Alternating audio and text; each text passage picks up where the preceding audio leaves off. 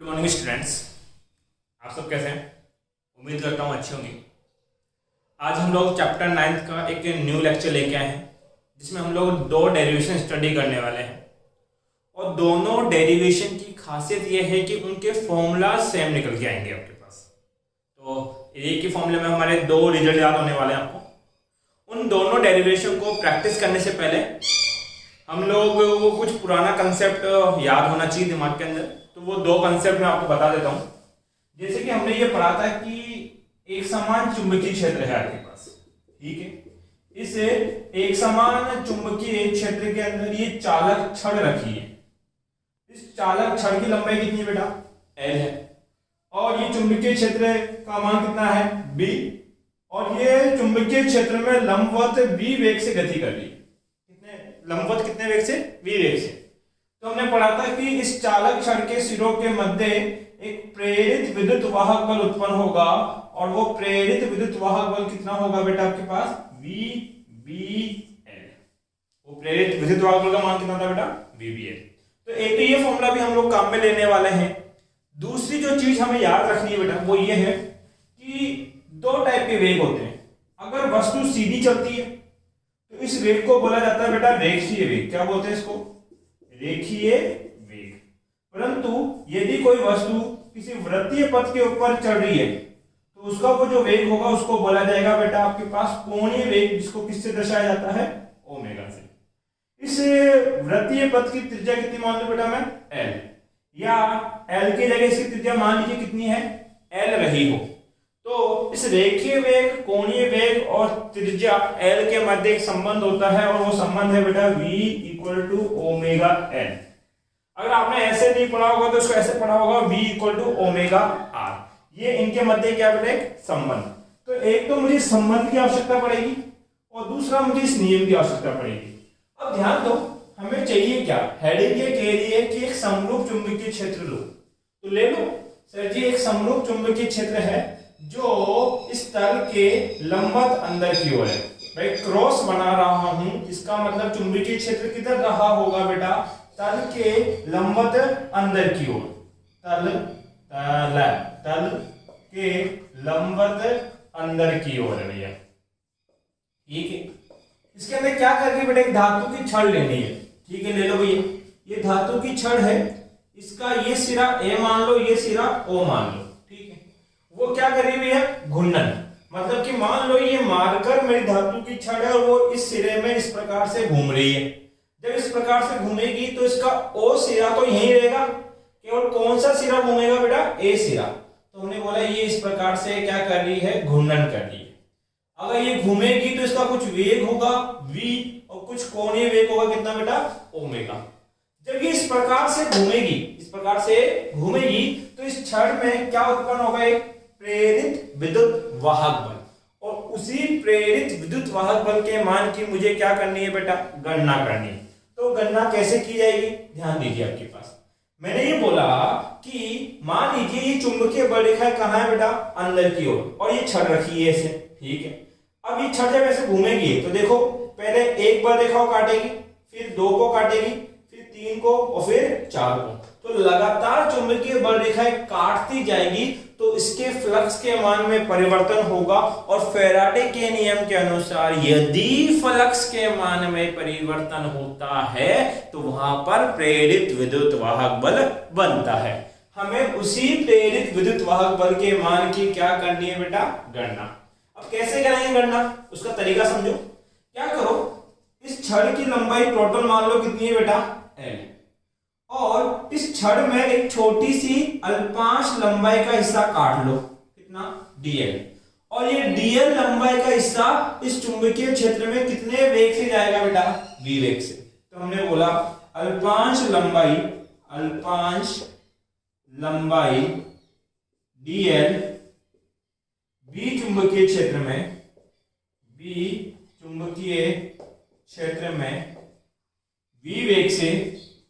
वेग से लंबवत गति कर रहा है। कैसी गति कर रहा है बेटा? लंबवत गति कर रहा है। तो dl लंबाई में उत्पन्न प्रेरित विद्युत वाहक बल। अरे यही केस बन गया ये तो, बस फर्क कितना सा, यहाँ लंबाई L थी, यहाँ लंबाई क्या दे रखी है DL। अगर अल्पांश लंबाई होगी तो जो विद्युत वाहक बल उत्पन्न होगा वो भी क्या होगा, अल्पांश, दैट इज D। तो हमने बोला कि इस DL लंबाई के अंदर एक प्रेरित विद्युत वाहक बल उत्पन्न होगा DE, और वो कितना होगा बेटा VB ऑफ DL। अर्थात इस छोटे से हिस्से के अंदर प्रेरित विद्युत वाहक बल कितना माना जाएगा आपके पास बेटा, VBL, इतना सा मान लिया। परंतु मेरे से इस पूरे छड़ में कितना उत्पन्न होगा वो पूछा है। अब देखो आपने काटा क्या बेटा, आपने काटा है लंबाई को, तो उस लंबाई के सापेक्ष क्या करना पड़ेगा बेटा आपको, समाकलन। जब इसको समाकलन करोगे संपूर्ण के लिए, इसके लिए संपूर्ण ज्ञात करने के लिए, तो समाकलन ऑफ DE बराबर समाकलन ऑफ VB ऑफ DL। अब सबको पता है कि DE का समाकलन कितना हो जाएगा बेटा, E।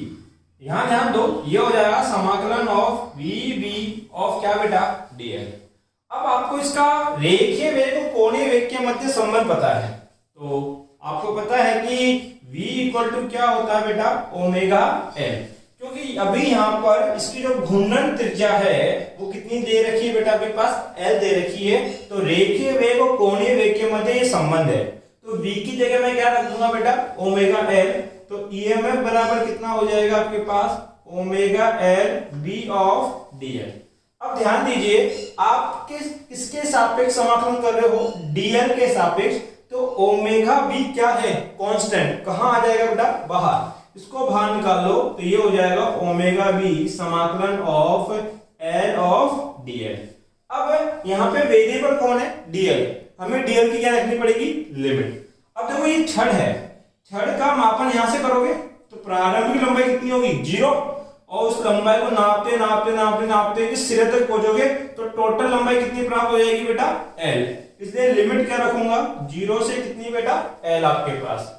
अब EMF बराबर कितना हो जाएगा, ओमेगा B L DL का समाकलन। ध्यान दीजिए, L की घात 1 DL है, फॉर्मूला क्या होता है आपके पास, अगर x की घात n ऑफ dx होता तो उसका फॉर्मूला होता है x की घात n plus 1 upon n plus 1। इसका क्या करोगे, L की घात 1 प्लस 1 अपॉन 1 प्लस 1। क्यों, क्योंकि n का काम कौन कर रहा है, यहाँ पे 1 कर रहा है, तो ये हो जाएगा L स्क्वायर बटा 2।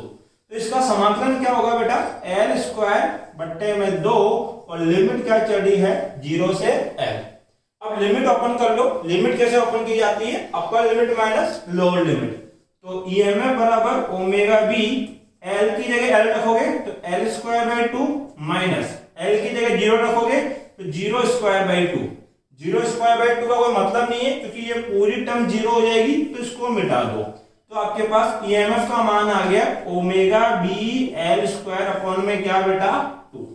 इतनी सी बात में किसको दिक्कत हो तो पूछना बेटा। ये किसका मान निकाल लिया मैंने, EMF। अब इसी सूत्र को कई अलग तरीकों में भी लिखा जाएगा, वो तरीके क्या हैं, ध्यान दीजिए यहाँ पे। जैसे एक सूत्र तो ये याद रखना हमें, दूसरा, अब आपको पता है कि ओमेगा और उसकी आवर्ती में क्या संबंध होता है, ओमेगा इक्वल टू होता है 2 पाई f। ओमेगा इक्वल टू क्या होता है बेटा, 2 पाई f। ओमेगा कोणीय वेग है, ये इसकी आवर्ती है। आवर्ती क्या होती है कि 1 सेकंड में ये छड़ कितने चक्कर लगाएगी, उस चक्रों की संख्या क्या कहलाती है बेटा, आवर्ती। तो f क्या होता है, इकाई समय में लगाए गए चक्रों की संख्या आपके पास। तो ओमेगा की जगह क्या रख देंगे बेटा, 2 पाई f। तो EMF कितना हो जाएगा, 2 पाई f B of L square upon में क्या, 2। ये 2 से 2 काट दिया, EMF बराबर कितना बेटा आपके पास, पाई L स्क्वायर ऑफ FB। ऐसे लिख सकता हूं। एक सूत्र ये है जहां से आपके न्यूमेरिकल सोल्व होंगे। अब देखो, अगर ये छड़ इस वर्ताकार पथ पे घूमेगी तो इसका क्षेत्रफल क्या होगा, सही है, तो वृत्त बनेगा, और वृत्त का क्षेत्रफल क्या होता है, पाई गुना त्रिज्या स्क्वायर। यहाँ त्रिज्या कौन है बेटा, L। तो हमने बोला यहाँ क्षेत्रफल A बराबर क्या होगा, पाई L स्क्वायर। तो EMF बराबर कितना हो जाएगा, पाई L स्क्वायर। तो EMF बराबर को A लिख दोगे FB। ये हो जाएगा बेटा AFB। अब कितने सूत्र पता लगे बेटा आपको? 3। ईएमएफ का ये सूत्र तब काम में लेंगे जब आपको लंबाई दे रखी है और कोणीय वेग दे रखा है। ईएमएफ का यह सूत्र तब काम में लेना है जब लंबाई दे रखी हो और आवर्ती दे रखी हो, और ईएमएफ का ये सूत्र तब काम में लेंगे जब क्षेत्रफल और आवर्ती आपको दे रखी हो। तो ये कुछ कंसेप्ट है जो आपको पता होने चाहिए। ये हमारा पहला डेरिवेशन पूरा हो गया। इसका बेटा एक बार स्क्रीनशॉट ले लीजिए। देखिए बेटा, अगला जो डेरिवेशन है वो है समरूप चुंबकीय क्षेत्र में घूर्णन करती, इस बार कौन होगी बेटा? धातु की एक चकती में किसका मान ज्ञात करना है? प्रेरित विद्युत वाहक बल का मान आपको ज्ञात करना है। तो कैसे ज्ञात किया जाएगा? ध्यान दे इस बात के ऊपर कि देखो, अगर मैं बोलना चाहूं तो एक चकती का मतलब क्या है? एक सीडी डिस्क, जो आप पुराने जमाने में वो आती थी ना, जिसमें मूवीज आती थी, वैसी आकार की है। तो ये कौन है बेटा? आपके पास चकती है। क्या इस चकती को मैं इस प्रकार से बहुत सारी आपके पास जो छड़े हैं उनसे मिलकर बना हुआ मान सकता हूं क्या?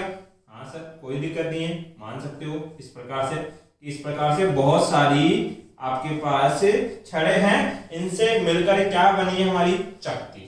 तो चाहे से समरूप चुंबकीय क्षेत्र में छड़ घूमे या समरूप चुंबकीय क्षेत्र के अंदर चकती घूमे, दोनों ही अवस्थाओं के अंदर आपके पास जो विद्युत वाहक बल उत्पन्न होगा उसका मान क्या रहेगा बेटा? समान। और ये चीज अभी हम लोग प्रूफ करने वाले हैं, लेकिन इस बार जो प्रूफ होगा वो उल्टे फॉर्मूले से होगा। अभी जो प्रीवियस हमने डेरिवेशन की थी उसका लास्ट फॉर्मूला याद हो तो ईएमएफ कितना आया था? AFB। इस डेरिवेशन में सबसे पहले यही फॉर्मूला बनेगा, फिर इसके हेल्प से हम ये बनाएंगे और फिर इसकी सहायता से इसको बनाएंगे हम लोग। तो रिवर्स काम करना है, उल्टा काम करना है। देखो, करने वाले क्या है? हमारा कंसेप्ट ये कहता है कि एक समरूप चुंबकीय क्षेत्र लेना है। तो बना लो एक ऐसा चुंबकीय क्षेत्र जो इस बोर्ड के, इस व्हाइट बोर्ड के तल के लंबवत अंदर की ओर है। इस चुंबकीय क्षेत्र का मान कितना है बेटा? B आपके पास है। मैं कौन रखी है? धातु की एक चकती। ये धातु की क्या रखी है बेटा? एक चकती। ठीक है, इस धातु की चकती की त्रिज्या मैं L मान लेता हूं ताकि आप कंफ्यूज ना हो। बुक के अंदर बेटा त्रिज्या को R मान रखा है, लेकिन मैं सिमिलर मान रहा हूं ताकि आप दोनों फॉर्मूले को कंपेयर कर सको। और वो क्या कर रही है बेटा? घूर्णन कर रही है, ऐसे घूम रही है। कितने कोणीय वेग से? ओमेगा से। और इसका रेखीय वेग कितना ले लोगे बेटा? V। अब देखो, ऐसा नहीं कि सीधी ये इसके अंदर आ गई। रियलिटी ये बताता हूं, मान लीजिए ये हाथ मेरा चकती है, ये हाथ मेरा क्या है? चकती। ये पहले इस चुंबकीय क्षेत्र क्या थी बेटा? बाहर। अब ये ऐसे घूमते हुए, ऐसे घूमते हुए ये यहां पहुंचा, अब ऐसे घूमते हुए इस चुंबकीय क्षेत्र के अंदर आ रही है। ऐसे घूमते हुए चुंबकीय क्षेत्र की आ रही है बेटा? अंदर। अब मान लीजिए ये आपके पास कौन है? चुंबकीय बल रेखा है और ये चकती है। जब ऐसे घूमते हुए ये चुंबकीय क्षेत्र के अंदर आएगी तो चुंबकीय बल रेखाओं को काटेगी। चुंबकीय बल रेखाओं क्या करेगी? काटेगी। और काटेगी तो इसके अंदर क्या उत्पन्न होगा बेटा? फ्लक्स। मुझे उसी फ्लक्स के मान की क्या करनी है बेटा? गणना करनी है। अब आपने पढ़ा है कि फ्लक्स क्या होता है? फाई इक्वल टू होता है BA cos थीटा। तो चुंबकीय क्षेत्र B, इस चकती का क्षेत्रफल मैं A बता देता हूं, और A का मतलब कितना है? पाई L स्क्वायर। भाई चकती आकार में कैसी है? वृत्ताकार, और वृत्त का क्षेत्रफल क्या होता है बेटा? पाई L स्क्वायर।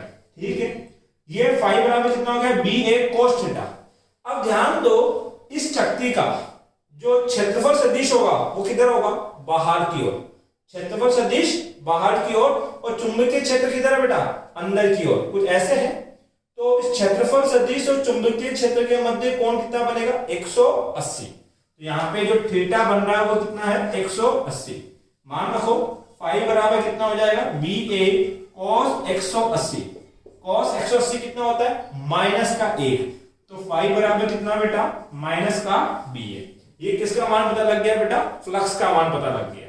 अब ध्यान दीजिए, यहां पर प्रेरित विद्युत वाहक बल फैराडे के द्वितीय नियम के अनुसार, किसके? फैराडे के द्वितीय नियम अनुसार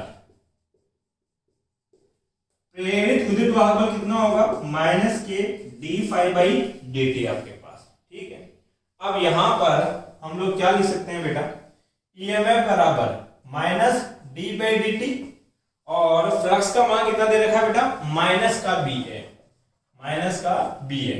ये माइनस गुना होकर क्या बन जाएगा, प्लस ईएमएफ बराबर, और ये जो चुंबकीय क्षेत्र है वो समरूप है, समरूप है मतलब कभी बदलता नहीं है, अर्थात बी का मान कांस्टेंट रहेगा, इसलिए बी को बाहर निकाल दोगे, ये हो जाएगा डीए अपॉन में dt। अब कई बच्चे क्वेश्चन करेंगे सर जो क्षेत्रफल है वो भी तो नियत है। ध्यान दो बेटा, यहां पर ये ए जो है वो वाला क्षेत्रफल है जो चुंबकीय क्षेत्र को काट रहा है। देखो अभी मेरा हाथ को चकती मानो तो ये चुंबकीय क्षेत्र से क्या है, बाहर है। ठीक है, जब ऐसे घूमेगी तो केवल ये हिस्सा जो फिंगर जहां उंगलियां दिख रही है ये हिस्सा चुंबकीय क्षेत्र के अंदर है, ये वाला हिस्सा अभी चुंबकीय क्षेत्र से क्या है, बाहर है। जब ऐसे घूम के जाएगा तब पूरा हिस्सा चुंबकीय क्षेत्र के अंदर होगा, अर्थात चुंबकीय क्षेत्र में जो क्षेत्रफल आ रहा है वो बदल रहा है समय के साथ, इसलिए क्षेत्रफल नियत नहीं लेंगे, डीए बदल रहा है। बस इसी बात को समझना है, डीए बाई डी क्या है, ए क्या है, क्षेत्रफल जो चुंबकीय क्षेत्र को काटा गया, तो चुंबकीय क्षेत्र में कटा क्षेत्रफल, चुंबकीय क्षेत्र में, या ऐसे लिखो एकांक समय में, एकांक समय में कटा क्षेत्रफल। एकांक इसलिए लिखा, बट्टे में क्या चल रहा है, टी। अब एकांक समय का मतलब क्या, बट्टे में टी है और कटा क्षेत्रफल मतलब ए है, तो इसको मैं ऐसे भी लिख सकता हूं सर, क्षेत्रफल बट्टे में क्या है, समय।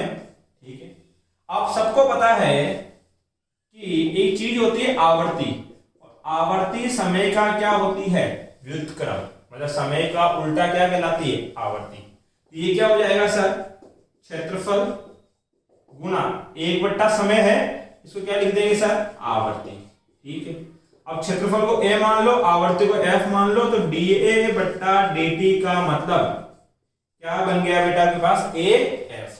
इसका मान समीकरण 1 में रख दो, तो समीकरण 1 से ईएमएफ कितना हो जाएगा sir, B, DA by D T क्या लिख देंगे सर, ए एफ। देखो मैंने कहा उल्टा आएगा, पहला सूत्र आएगा ए एफ बी, क्या आ गया बेटा, ए एफ बी। अब हमें क्या कन्वर्ट करना है, देखो आवर्ती क्या होती है सर जी, हमने पढ़ा है, क्या पढ़ा है, omega equal to 2 pi F, omega equal to 2 pi F. तो एफ की जगह क्या रख देंगे सर, ओमेगा अपॉन में 2 पाई इक्वल टू क्या बन जाएगा, एफ। तो यहां जो एफ लिखा है उसकी जगह मान चेंज कर दो, तो ईएमएफ का नया सूत्र सर, बी तो एज इट इज, अच्छा सॉरी इसको ही बाद में करेंगे, पहले ए का मान रखो ताकि दूसरा होना पता लग जाए। ए क्षेत्रफल कितना है सर, पाई एल स्क्वायर, ए की जगह रखो पाई एल स्क्वायर, तो ईएमएफ बराबर कितना हो जाएगा, बी, ए की जगह रख दिया पाई एल स्क्वायर गुना में क्या बेटा, एफ।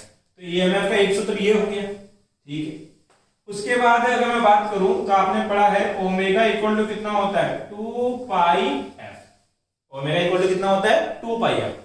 अब ये जो समीकरण है ईएमएफ का, ये आपके पास ऐसे लिखा हुआ है, पाई एफ वी एल स्क्वायर। देखो पाई एफ वी एल स्क्वायर, इसको 2 से गुणा कर लो और 2 से भाग कर लो, कोई फर्क नहीं पड़ेगा, परंतु जैसे ये करोगे तो ये जो है 2 पाई एफ को क्या लिख पाओगे, ओमेगा। अब ईएमएफ का मान क्या हो जाएगा, omega B L square upon में क्या बेटा, 2। तो ईएमएफ कितना हो गया, omega B L square by 2 आपके पास है। तो ये देखो हमने वापिस से तीनों फॉर्मूला बना दिए, और तीनों फॉर्मूला सेम आते हैं, चाहे से चकती घूमे चाहे से आपके पास कौन घूमे बेटा, बात करें छड़ थी, कोई भी घूमे, किसके अंदर घूमे सच, एक समान चुंबकीय क्षेत्र के अंदर, तो उसके अंदर जो प्रेरित विद्युत वाहक बल होता है उसे कितने फॉर्मूले होते हैं बेटा, 3।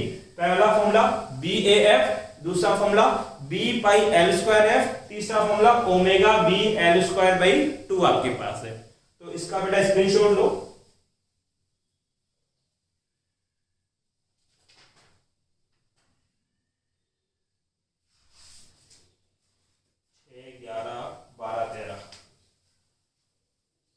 एग्जाम्पल है